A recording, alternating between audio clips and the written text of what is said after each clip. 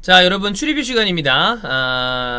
이번 라운드에서 그래도 제일 좀 주목이 되는 경기죠. 빅매치 맨유 대 토트넘 경기고요. 일요일에서 월요일 넘어가는 12시 반, 그러니까 자정 지나서 12시 반 경기고, 올드 트래포드 맨유의 홈에서 경기가 펼쳐집니다. 여러분 추석 연휴는 잘 지내고 있나요? 이걸 물어보고 시작해야 되는데 시작하고 물어봤네. 어쨌든 잘 지내고 있으시길 바라고요. 그리고 또 주말에는 축구가 많이 있으니까 함께 하시면 되겠습니다. 자, 주시면 앤서니 테일러입니다. 빡빡머리죠? 빡빡머리 하얀 아저씨인데 사실 뭐 대표적인 이 친구란 말이야. 요즘에 워낙에 또 이상한 사람이 많지만 그래도 원조격인 사람인데, 이 사람이 뭐가 문제냐면 얘랑 그 마이클 올리버 있잖아요. 좀 특이한 느낌인 게 뭔가 약간 이 명심판 느낌을 내려고 왜 그런지 모르겠어. 하여튼 이 둘이 뭐가 문제냐면 되게 중요한 매치에 나간다? 근데 생각해보면 자세히 보죠? 물론 사람이다 보니까 잘 보는 경기도 있어요. 근데 되게 이상하게 주로 보거든? 좀 조심을 해야 됩니다. 그리고 VAR에는 스튜어트 애트웰, 좀 이름이 덜 알려져 있지만 역시 같이 이쪽이에요. 예, 그렇습니다. 주시면 요렇고요. 자, 우리 입중계를 하니까 함께 해주시면 되겠습니다. 자, 그러면 우리 이 팀들마다 또 상황도 체크를 해보고 우리 매치 팩트도 볼 텐데, 먼저 메뉴 소식을 볼게요. 자, 챔스 조추첨이 완료가 됐습니다. 죽음의 조에 당선이 됐어요. H조입니다. 파리 생제르맹, 맨유, 라이프치히, 바샥쉐이르. 물론 바샥쉐이르가 지난 시즌에 굉장히 돌풍을 일으켰지만 이번 시즌 초반엔 3연빵을 당하고 있더라고. 근데 이제 중요한 거는 여기는 그렇다 치지만 이제 여기를 조져내야 되는 거 아니에요. 자, 파리와 라이프치히와 맨유. 이거는 맨유가 굉장히 이 좋은 경기력을 보여줘야만 한다라고 볼 수 있겠습니다. 그냥 놓고 봤을 때는 어느 팀이 사실 일단 뭐 지난 시즌 챔피언까지 갔기 때문에 파리가 좀 우위를 점한다고 봤을 때, 그럼 둘 중에 하나잖아. 근데 라이프치히가 만만한 팀이 아니잖아요, 나겔스만이. 그래서 저는 개인적으로 이 솔샤르가 진짜 준비를 잘해야 된다고 생각을 합니다. 맨유는 이렇게 조추첨에서 H조에 걸리면서 헬조에 걸렸다 보면 되겠고요. 자, 이적 시장이 막판이란 말이에요. 근데 잉글랜드 지금 그 맨유 쪽 유력 기자들은 굉장히 좀 이 맨유 이적 시장이 마음에 안 드는 것 같아. 뭐 럽드슨도 그렇고, 그리고 뭐 샘럭도 그렇고 여러 가지 이야기를 하고 있는데, 마지막 공격수 영입을 해야 되는 방향이잖아요. 그래서 산초는 지금 루어 쪽 얘기를 들어보면 잔류 가능한데, 두 명의 선수와 링크가 나고 있습니다. 우스망 덴벨레랑도 링크가 나고 있고 오캄포스랑도 링크가 나고 있단 말이야. 물론 지금 이 프리뷰가 언제 업로드가 될지 모르겠습니다. 지금 업로드가 되는 타이밍에는 약간 좀 뭐라 그럴까요? 더 윤곽이 드러날지 모르겠지만 이 선수 되게 좋은 선수거든요. 우리가 유로파에서 봤잖아. 진짜 괜찮은 선수란 말이야. 근데 몰라요. 지금 시즌 이미 시작된 마당에 이 선수를 팔지 모르겠지만, 또 세비야는 일부 보도에 의하면 4천만 유로를 맞춰주면 뭐 보낼 수도 있다라는 얘기를 했는데, 우스망 덴벨레 같은 경우에 저는 이 정도가 얼마나 발생할지 모르겠지만 나는 이 선수가 리스크가 되게 큰 선수라고 생각하거든요. 부상당하면 어떡해. 그래서 오캄포스가 괜찮은, 근데 뭐 사실 또 고점은 비교도 안 되니까. 이 선수가 고점이 되게 높았던 선수지만 뛸 수가 없는 선수고. 그래서 뭐 둘 중에 한 명이라도 오게 된다면 전력업이 될 가능성은 큽니다만, 우스망 덴벨레는 만약에 부상을 안 당한다면 최고의 어떤 전력업이지만 그 리스크가 있다. 반대로 오캄포스는 덴벨레보다는 고점이 낮을지 모르겠지만 준수한 활약을 꾸준히 해줄 수 있는 선수다. 저는 오캄포스 되게 좋아해요. 네. 자, 일단 요 정도면 될 것 같고요. 토트넘 보겠습니다. 자, 토트넘은 유로파리그 본선 진출에 성공했습니다. J조에 소속이 됐고요. 루도그레츠, 린츠, 로열 엔트워프. 그때 아까 우리가 조추첨 때 말씀드렸지만 여기는 지난 시즌 리그 우승팀, 그 다음에 린츠는 스포르팅을 조지고 지난 시즌 승점 삭감이 없었다면 굉장히 또 좋았던 팀, 로열 엔트워프는 이재익 선수의 팀, 이렇게 보면 될 것 같다. 그러나 전체적으로 허니조다. 이거는 충분히 나갈 수 있을 것이다 라고 보면 될 것 같습니다. 자, 백업 공격수 비니시우스 카를로스, 이 브라질 공격수 95년생이죠. 192짜리입니다. 95912. 자, 이 선수를 영입을 하는데 성공을 했습니다. 어떤 식으로 쓰일지는 뭐 봐야 되겠지만, 그래도 해리케인의 백업 공격수가 없었다는 거를 완벽하게 채워줄 수 있는 선수다. 뭐 그런 경우가 드물겠지만, 뭐 유사시에 트윈타워까지 케인과 이 비니시우스 카를로스도 뭐 사용 가능하니까 어쨌든 무리뉴 입장에서는 좋은 영입을 했다라고 보면 될 것 같고, 자, 그 다음에 마지막 센터백을 영입을 할 수 있을 것 같아요. 누가 될지 모르겠어요. 슈크리니아르 링크 났던 거 다들 아실 거고, 리디거 링크 났던 거 아실 거고, 김민재 역시 있고, 거기에 추가적으로 유벤투스의 데미랄 링크가 있단 말이에요. 여기 되게 좋은 선수라고 생각해요. 저는 델리우트가 지난 시즌 말미에 다시 본인의 자리를 찾기 전에, 데미랄이 부상을 당하기 전에는 데미랄이 더 위픽이었었거든요.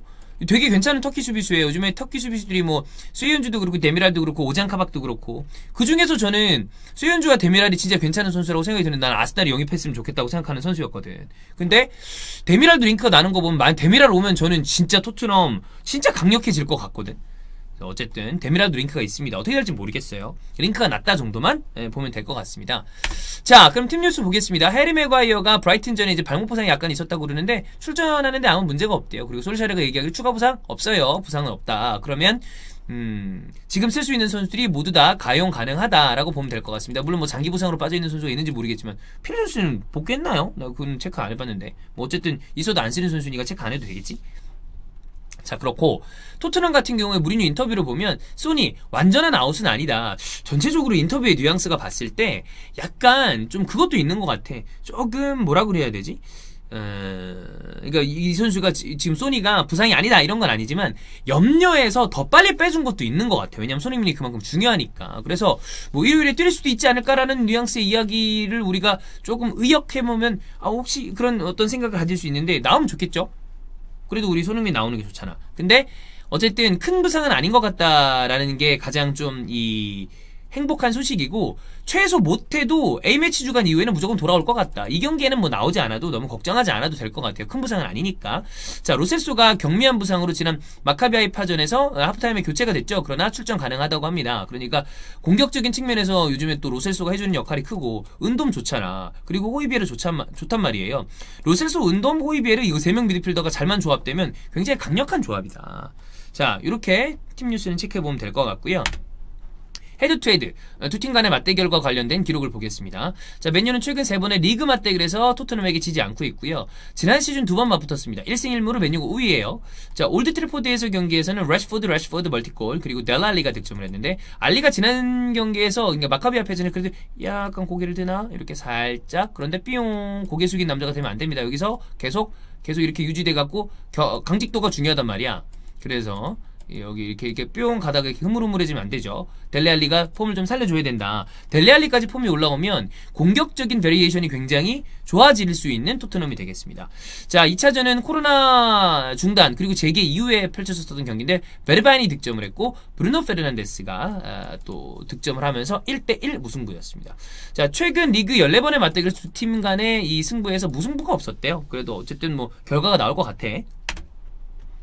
자, 맨유 관련된 매치 팩트 체크해 보겠습니다. 개막 후에 홈 2경기 연속 패배는 86-87 시즌. 이때 제가 85년도에 태어났으니까 제가 이제 막 돌쟁이 때 이때였네요. 그때 이후 없대. 그러니까 첫 경기 수정공한테 졌잖아. 올드 트래포드에서. 근데 또 지면 2연패잖아. 그러면 이게 지금 거의 뭐 35년 만에 처음 있는 일이다. 이게 절대 있으면 안 된다라는 얘기고요.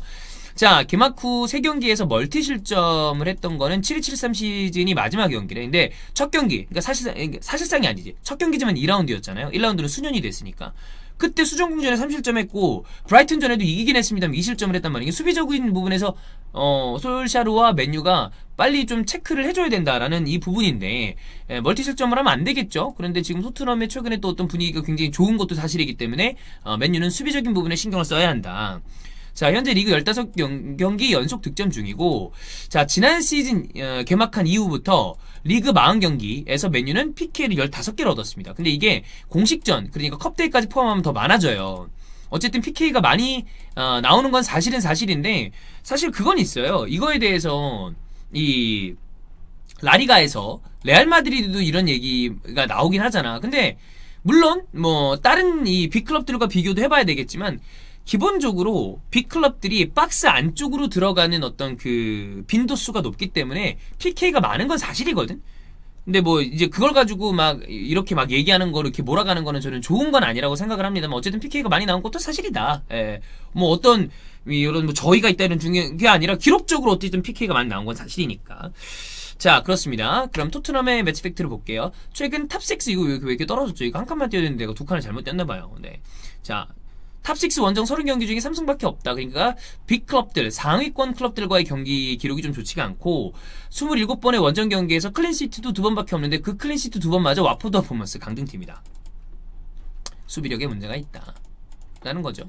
그런 부분에서 나는 왜 센터백을 더 추가적으로 살려고 그러는지도 알겠습니다.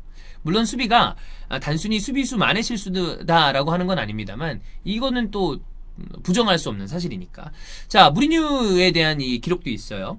자, 무리뉴가 감독으로 있었던 팀들, 그 이전에 있었던 팀들과 최근 리그 원정에서 6경기 무승이다. 자, 그 다음에 무리뉴가 맨유 상대 22경기 중에서는 3패밖에 안 했대요. 근데 그 3패가 모두 올드트래포드였는데 첼시 감독 때, 인텔 감독 때, 토트넘 감독 때 이럴 때 3패를 했답니다. 그러니까 어쨌든 올드트래포드에서는 이 무리뉴가 뭐 아주 엄청나게 강력하다 이런 것까지는 아닙니다만 나머지 올드트래포드가 아닌 경우에는 메뉴 상대로 뭐 나쁘지 않았다라고 보면 될 것 같아요. 근데 생각해보면 22경기 나머지 18경기 중에 또 올드트래포드 경기도 있을 거 아니야. 그러니까 뭐 이게 전체적으로 무리뉴가 메뉴 상대로 나쁘지 않다라는 걸 보여주는 거죠. 인테르. 자, K는 메뉴전에 약해. 우리가 손흥민도 소니도 정말 많은 강력한 팀들이 있는데 메뉴전에 별로거든. 그렇잖아. 우리가 알고 있잖아요. 케인도 메뉴전에서는 생각보다 기록이 속 좋지가 않다. 이 정도입니다. 자, 그럼 우리가 포인트를 보겠습니다. 메뉴 같은 경우에 지난 시즌 브루노 페르난데스가 오고 난 다음에 분위기가 계속 올라와 있었잖아요. 근데 그럼에도 불구하고 코비드19 이후에 재개가 됐단 말이야. 재개. 그리고 난 다음에 경기들에서 전체적으로 승리를 했을 때도 경기력 부분에서 맨유 팬들이 불안함을 가지고 있었던 경기들이 있어요. 이거 후토크 때 얘기하고 그랬었는데 그게 뭐냐면 상대방이 전방 압박을 세게 걸었을 때 후방 빌드업에서 되게 문제가 많이 생겼어요. 거기에는 솔직히 얘기하면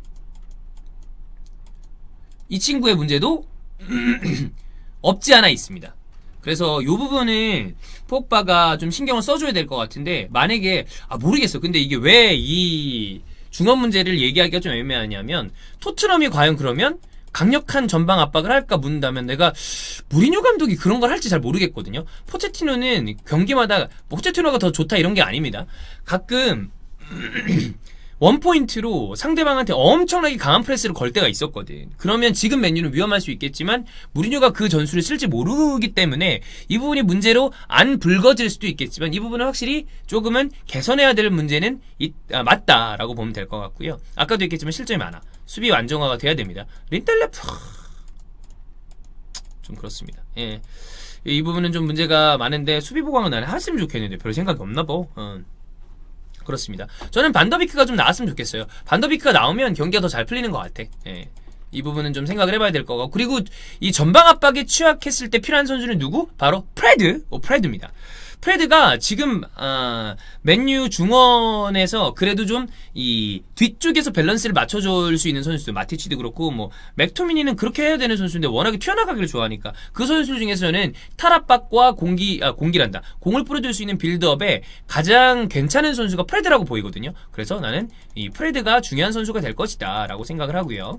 자, 토트넘 같은 경우에 소니 출장이 될지 안 될지 모르겠습니다. 근데 나온다면 손흥민이 왼쪽 하프 스페이스로 공략을 할 텐데 완비사카와 대결도 기대가 되고 그리고 토트넘이 레길론이 선발로 나올 가능성이 커 보이죠. 그럼 또 역시 레길론 대 완비사카의 대결도 기대를 해보겠습니다. 완비사카가 이번 시즌의 폼이 아주 좋아 보이진 않아요. 그렇기 때문에 손흥민과 레길론 뭐 손흥민은 못 나올 가능성이 더 커 보이긴 합니다만 토트넘의 왼쪽 라인이랑 맨유의 오른쪽 라인 간의 이 맞대결도 볼만한 포인트가 될 것이다. 자, 그 다음에 토트넘은 18일간 7경기나 치르고 있습니다. 그래서 평균 3일이 안 돼. 3일이 안 되는 2.57일마다 이 한 경기씩을 하고 있단 말이에요. 그래서 요거 체력 문제를 지금은 근데 방법도 없는 게 맨유전에 로테이션을 돌릴 거야? 그건 아니고 마카베이파전에 로테이션을 돌릴 거 안 되잖아. 그렇기 때문에 요 부분은 지금 당장은 어쩔 수 없이 선수들이 진짜 정신력으로 버텨주고 나머지 약간 로테이션을 돌린다면 나머지 자원들이 힘을 내주는 게 필요할 것이다. 요 정도 포인트를 갖고 우리 맨유 토트넘전을 보시면 되겠습니다.